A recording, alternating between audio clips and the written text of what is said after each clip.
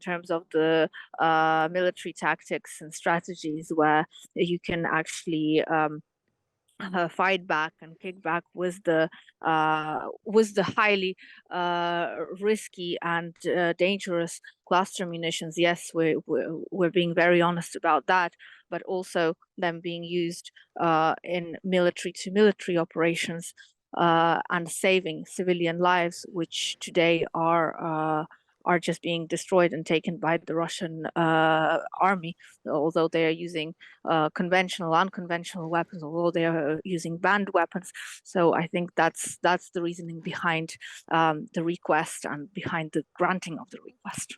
Welcome back to the programme. Now, NATO leaders meet in Vilnius this week, and top of the agenda will be what sort of security guarantees they can give to Ukraine. President Zelensky's been on a tour of NATO members as he pushes for a clear path for his country to join the alliance once the war is over. But the United States' decision to supply cluster bombs to Ukraine could expose divisions within NATO. Speaking to me earlier on the programme, the Washington director of Human Rights Watch, Sarah Yeager, condemned President Biden's decision.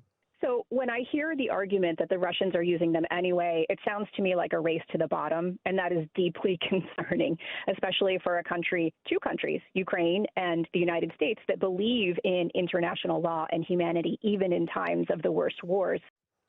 Well, over this half hour, we're going to discuss the importance of that NATO summit. And after 6:30, we'll consider the state of the special relationship ahead of Joe Biden's visit to the UK. But let's talk first about this big NATO gathering. And I am joined by Dr. Jamie Shea, who's a former NATO official. Good evening, Jamie. Hi there, Carol. Good evening to you too. Good to have you with us. Dalibor Rohak is a senior fellow at the American Enterprise Institute and is also with us. Hello, Dalibor. Hello. Thank you so much for having me. Good to have you with us. We're hoping to speak to the Ukrainian MP Lesia Vasylenko shortly. Let me ask you, first of all, Jamie, about that decision by the US to supply cluster bombs to Ukraine. Clearly, the UK and many other members of NATO are signatories to that international treaty banning their use. Is that going to make life difficult at this big summit? I don't think it will, Carol, even though many allies, as you say, won't be particularly happy with this decision. I don't think the US is entirely happy with the decision either, because it's been on President Biden's desk for several weeks, even months, and it's been a difficult decision for the US to take. But Jake Sullivan, the US National Security Advisor, has been in touch with all of the allies before this decision was announced, so that they know exactly what the US is going to do, why the US is going to do it. And most allies have said that, okay, we have signed the convention, but we can understand the US reasons. So I think the US has sort of prepared the ground carefully. It's not a nice decision to have to take, but I think the US is justifying it by the fact that the Ukrainians need to be able to prosecute their offensive. They need these weapons because they're running out of artillery quite quickly. The Russians have laid enormous minefields and fortifications, which is hampering the Ukrainian advance, and these cluster munitions will give the Ukrainians a chance to break through. The US has also laid down some pretty sort of stringent conditions, Carol, on how these weapons can be used. Obviously, nowhere near civilian areas. Only in designated combat areas. Ukraine also will have to record exactly where these weapons are used, which will facilitate the cleanup operation afterwards. And the US is supplying Ukraine with the most modern version, which at least technically speaking should have the lowest failure or dud rate. So it's not an easy decision, but I don't think it's going to wreck the summit because clearly the US has prepared the ground with the allies beforehand. Dalibor, what do you make of the significance of this US decision on cluster bombs? I think there certainly is pressure on the Biden administration to ensure that the Ukrainian offensive leads to favorable outcomes. And many observers have been kind of anxious about Ukrainian progress being steady but relatively slow. It's worth, I think, responding to the legalistic objections against the use of cluster munition by the Ukrainian military, which is to say that Ukrainians are defending their country, and if Russians don't want to have cluster munitions dropped on their heads, they do have the option of just leaving Ukraine and leaving it alone. So I think there is a certain hubris, certain arrogance among Western observers who, in a very sort of high-handed fashion, are denouncing this decision to supply Ukrainians with what they need to continue in their counteroffensive. One wonders whether this decision, which does present a certain form of escalation on the US side, does not go hand in hand with a sort of language that will come out of the Vilnius summit that will be also quite disappointing to Ukrainians about the long-term perspectives of joining the alliance. But I think we'll have to wait and see for that decision. I think that would indeed be a disappointment. Well, Jamie, let me bring you in on that point, because this is going to be the big issue, isn't it, at this summit? President Zelensky, leading Ukrainian figures, are very keen indeed to get at least a future commitment to membership of NATO. How do you think that discussion's going to go? Well, Carol, first of all, let me say there will be other things on the menu in Vilnius which are important. I'm going to answer the question, obviously, but let's not forget very important new NATO regional defense plans, a commitment of all allies to spend a minimum of 2% of their GDP on defense, hopefully some progress on Sweden's upcoming membership of the alliance, and 4 leaders from the Indo-Pacific democracies are also showing up to talk about the link between Pacific security and NATO. So other things will take place. But yes, Carol, you're right. The media and most of the sort of strategic community will be focusing on Ukraine. Yes, Ukraine will be disappointed because President Zelensky would like to have immediate membership of NATO. And given Ukraine's predicament, being aggressively attacked by Russia, you can understand that. But I think NATO has put together a package which hopefully will convince President Zelensky, first of all, to turn up in Vilnius because he's been invited there on the Wednesday, but also to see that Ukrainian membership is now inevitable and is moving forward. For example, there's going to be a new NATO-Ukraine Council launched. Ukraine will be promised a fast track towards membership once the war is over. There's going to be a significant announcement, not just on cluster bombs, that's out of the way already, but on many other types of weapons delivery from the United States and from allies to help Ukraine. But I think the convincing argument that the allies are using is that the best way to get Ukraine into NATO is to win the war and have Ukraine come out of it intact, Western oriented, and in control of its frontiers and an economy. So if we secure that objective, the membership issue becomes infinitely easier and quicker to resolve than if, of course, Ukraine is a divided country with a low intensity conflict continuing within its borders. Well, I think we can now bring in the Ukrainian MP, Lesia Vasylenko. Lesia, really good to have you with us. Just tell us, first of all, what you think about the decision by the United States to supply cluster bombs to Ukraine.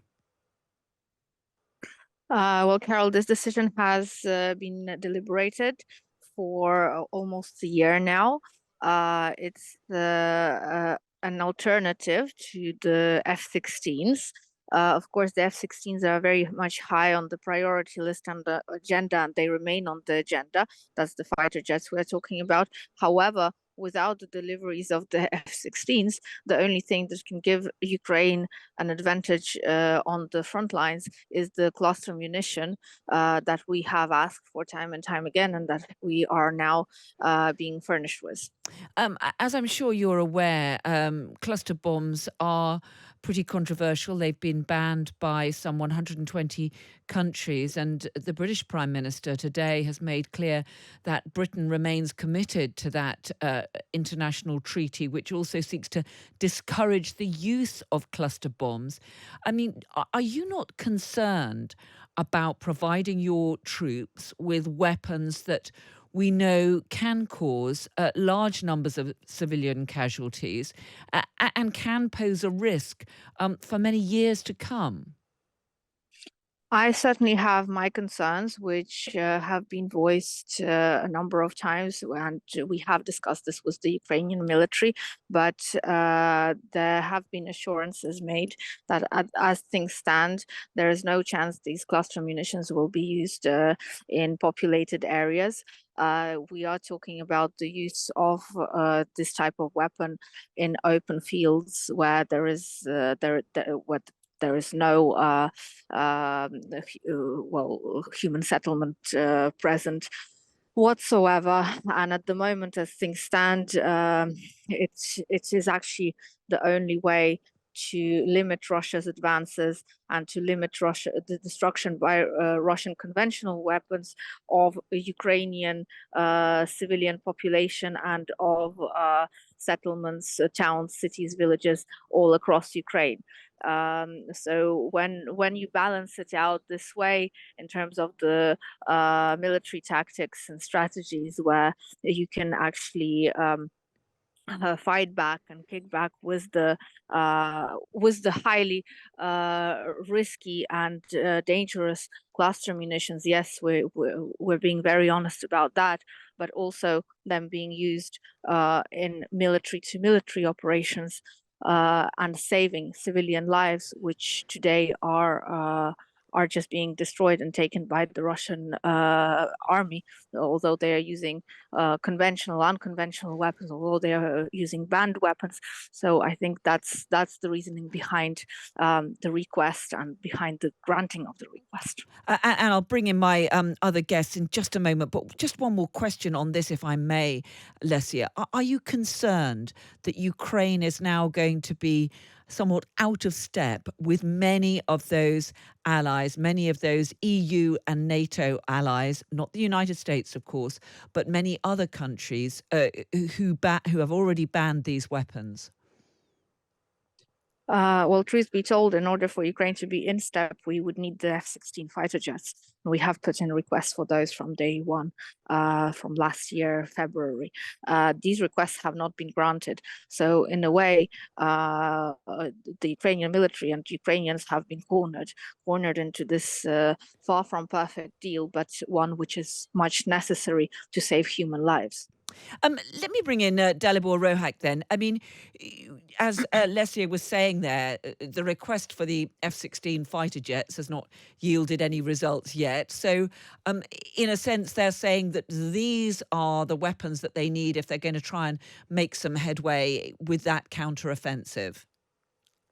Since the beginning of the war, there has been this odd pattern in particular the Biden administration that tries to balance, on the one hand, the need for help to ensure that Ukrainians can defend themselves against this fear of escalation or making moves that Russia would perceive as too escalatory. And in practice, that has meant denying Ukraine at various junctures various weapon systems that they would desperately need, whether it's F-16s, whether it's ATACMS, whether it's earlier conversations that we had about HIMARS or tanks. So in a way, the fact that they have to have recourse to second best solutions and use whatever they can get their hands on is not only understandable, but it's also a function to some extent of our own policy choices in the West. So if the West had been more forthcoming in assistance from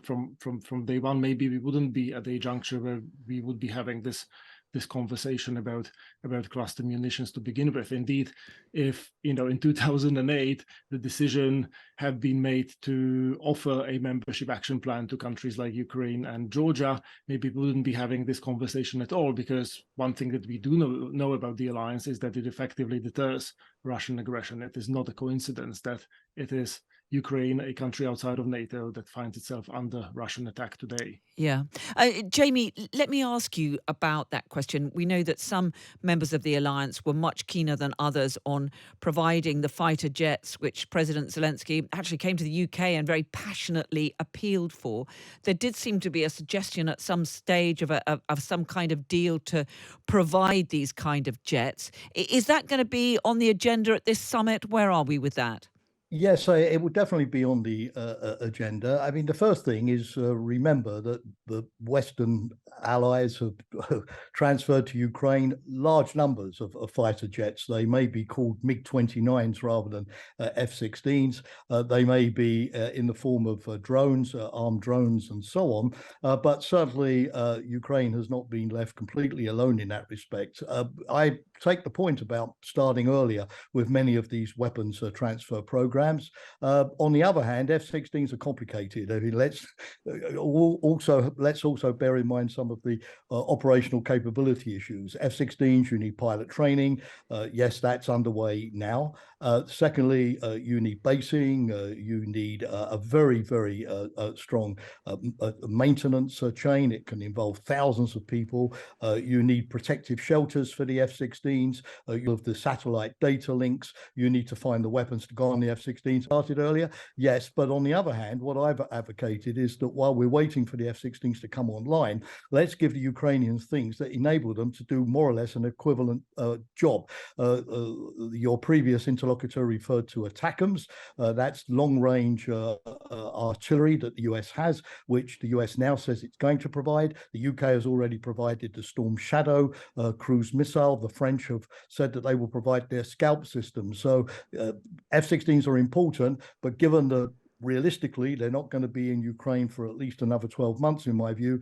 Let's see what other things are in the arsenal that can be handed over. One point, Carol, if you will allow me very briefly, is that when it comes also to this issue of cluster bombs, I think there has to be some intellectual consistency here. President Zelensky has been in Eastern Europe this week, in Bulgaria, for example, Czech Republic, Slovakia, and he's made the point that many countries have been very slow in handing over the 155mm ammunition and other types of ammunition, which the Ukrainians need, and which will allow them to do the job without the cluster bombs. But many of the countries which have criticized this US decision are also in the forefront of being rather tardy themselves in handing over their stocks of weapons. So to the extent that we can ramp up production of 155mm ammunition and get it to Ukraine quickly, hopefully the need for a prolonged use of cluster bombs will be limited.